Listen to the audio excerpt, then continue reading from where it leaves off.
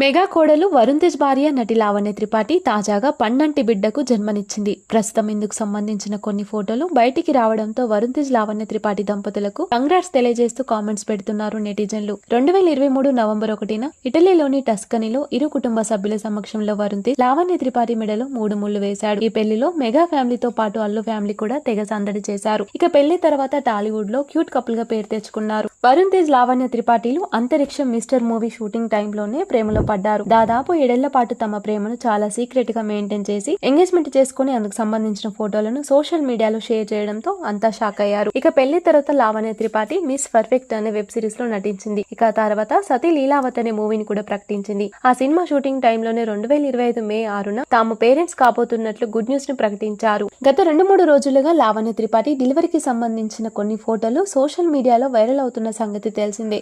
అయితే వస్తున్న ఈ వార్తలపై మెగా ఫ్యామిలీ మాత్రం ఇంతవరకు అధికారిక ప్రకటన చేయలేదు.